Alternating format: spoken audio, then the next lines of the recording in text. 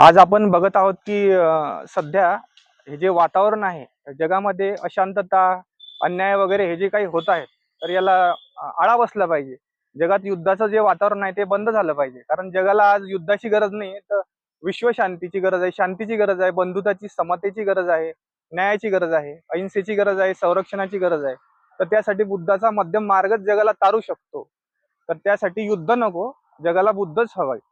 आणि आपल्याला माहित असेल की भारतामध्ये ज्याने पूर्ण भारतावर अखंड जम्बूद्वीपावर राज्य केलं, ज्याने कलिंगच्या युद्धामध्ये जो भयंकर नरसंहार पाहिला, त्याच्यानंतर त्याचं ते जे त्याने जे प्रेत वगैरे जे काही जखमी वगैरे लोक बघितले, त्याच्यानंतर त्याचं हृदय पिळून निघालं आणि त्याच्या मनात इतकं दुःख झालं, इतक्या वेदना झाल्या की त्याने त्याचे जे काही आहे ते त्यागून दिलं युद्धाचं आणि त्याने हिंसेचा मार्ग सोडून दिला आणि त्याने बुद्धांचा शांतीचा मार्ग हे केलं आणि त्याने पूर्ण आयुष्यभर सम्राट अशोकाने आयुष्यात त्याच्या धम्माचा बुद्धांचा जो मध्यम मार्ग आहे तो त्याचा प्रसार केला. तर बुद्धांचा हा जी शिकवणी आहे, तर हा धर्म नाहीये, तर हा पूर्ण मनुष्य जातीसाठी त्यांची शिकवणी आहे.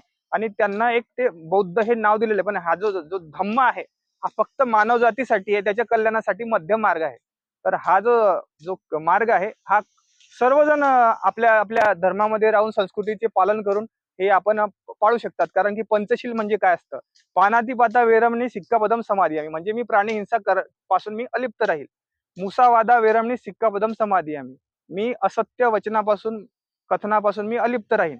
सुरामेरय मद्य प्रमादठाना वेरमणी सिक्कापदम समाधी म्हणजे मी दारू वगैरे मोहात पाडणाऱ्या वस्तू व्यसनांपासून मी अलिप्त राहण्याची प्रतिज्ञा करतो.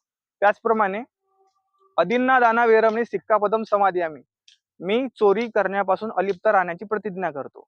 आणि ह्या ज्या शिकवणी हे सर्वजण कोणी पाळू शकतं.